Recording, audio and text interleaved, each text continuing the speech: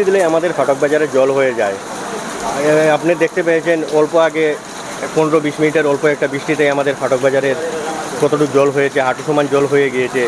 এখানে ফাটক বাজারে কত ছোটো ব্যবসায়ীরা আছেন, ওদের পুরা জিনিস ভিজে গিয়েছে, কত মানুষের কাপড় চোপড় সব ভিজে গেছে দোকানের। ওদের যে লস হয়েছে ওটা কে দিবে? আমাদের মিউনিসিপ্যালিটি আমাদের এখান থেকে ট্যাক্স নেয়, কিন্তু যথাসময় মিউনিসিপ্যালিটি ড্রেন পরিষ্কার করে না। ড্রেনগুলো পরিষ্কার করতে আসলে অল্প 5-10 মিনিট অল্প পরিষ্কার করে চলে যায়। এগুলা আমাদের যেহেতু মিউনিসিপ্যালিটি বোর্ড নেয়, এখন এডিসি আমাদের মিউনিসিপ্যালিটি চালাচ্ছেন, ওনার দেখার দরকার ছিল যে অল্প বৃষ্টি দেওয়ার কারণে এগুলা কেন হয়। উনি একবারে আসেন নাই, কিন্তু উনি তুলা কালেকশন করছেন বাজার থেকে, যত কিছু সব কালেকশন করে নিয়ে যাচ্ছেন, কিন্তু আপনি আপনার চোখের সামনে দেখতে পাচ্ছেন যে এই বৃষ্টির জলেই আমাদের এই ছোটো ছোটো ব্যবসায়ীরা অবস্থা কী হচ্ছে। थोड़ा বৃষ্টি আইলেও তো পাটক বাজারে ওই যা দুনিয়ার জল, চৌকির উপরেও মাল থাকলে মাল ওল ভিজি যায় না। নালা পরিষ্কার হয় না, কোনো কাজ হয় না, কোনো কর্ম হয়। ছোটো মোটো দোকানদার তারা কিলা বাঁচবো বোঝাটা মুশকিল। হ্যাঁ, নালাও পরিষ্কার না, কিচ্ছু না। হ্যাঁ, তুলা তো ঠিকই মিউনিসিপ্যালিটি নেয়, কিন্তু করায় কিতা আমরা নিজেও বুঝি না।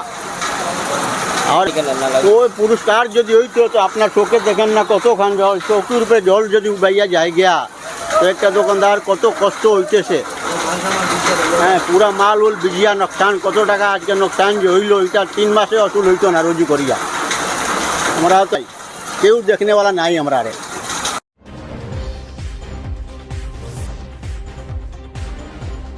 বিধানসভার শ্রীকোনা জিপির হাতিরার শ্রীকোনা জিপির রাখাল খালের পার্ট 1 এবং পার্ট 2 প্রথম এবং দ্বিতীয় খণ্ড এবং হাতিরার এবং তুলমার পাড়, এই বাঁধের সীমানা, সেই বাঁধের তুলমার পাড়েও বাঁধ ভেঙেছে এবং এখানে রাখাল খালের পাড়েও বাঁধ ভেঙে জল প্রবেশ করছে, বন্যার জল। এবং রাখাল খালের পাড়ে যে 2টা খণ্ড রয়েছে সেই খণ্ডে প্রায় 5 থেকে 7 হাজার মানুষ এখানে বসবাস করেন। এখন গত বন্যায় তারা দুর্ভোগ পোহাচ্ছেন, এবারও তারা এই বন্যার দুর্ভোগ পোহাচ্ছেন। জল প্রতিনিয়ত ঢুকছে এবং এই ঢুকার ফলে বন্যার জল প্রবেশ করার ফলে অনেকের ঘরে বাড়িতে জল প্রবেশ করছে। এবং আমরা যেটা লক্ষ্য করছি যে বর্তমান সরকার বারবার বলছে যে উন্নয়নের কথা, কিন্তু আমরা যেটা দেখলাম যে এনডি বাঁধ মেরামতের যে কর্তৃপক্ষ রয়েছে, যে বিভাগীয় কর্তৃপক্ষ রয়েছে, জল সম্পদ বিভাগ এবং জল সম্পদ বিভাগের যে মন্ত্রীরা রয়েছেন, সে মন্ত্রীরা বারবার আসছেন, শিলচরে আসছেন এবং যাচ্ছেন, কাজ কিচ্ছু হচ্ছে না।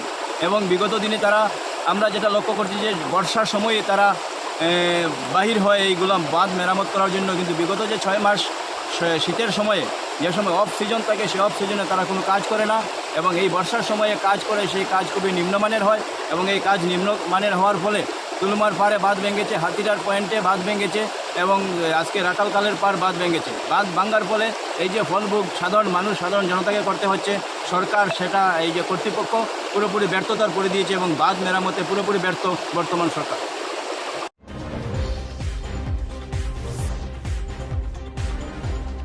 5 বছর ধরে আমরা ফ্লাড কন্ট্রোলে গিয়ে কত কমপ্লেন করলাম, কত কিছু করলাম, আসে ইঞ্জিনিয়াররা দেখে কিন্তু কোনো কাজ করে না।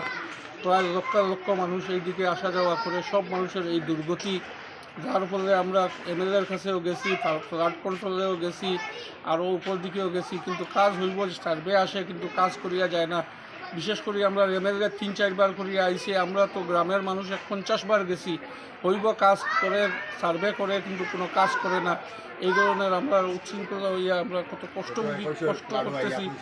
গত বছর করলা যে তাই নিজে ইয়া কাজ করাইয়া দিবা, কিন্তু কোনো কাজের সম্পর্কে কোনো আলাপই নাই। এখন আমরা দুর্গতি আর সীমা নাই আমাদের, যেরকম দুর্গতি হইতেছে প্রত্যেক বছরে 5 বার 7 বার করিয়া এরকম জল আসে। মানে এই জলটা করতে গিয়ে এই জলটাই তো আপনার কুশিয়ারা নদীর জল, কুশিয়ারা নদীর জল, এইদিকে জলের বানটা নাই, জলের এনডির কোনো বানসান কোনো কিছু নাই, যার ফলে আমরা এই দুর্গতিটা বছরে ভুক্তভোগী হইতে হয়।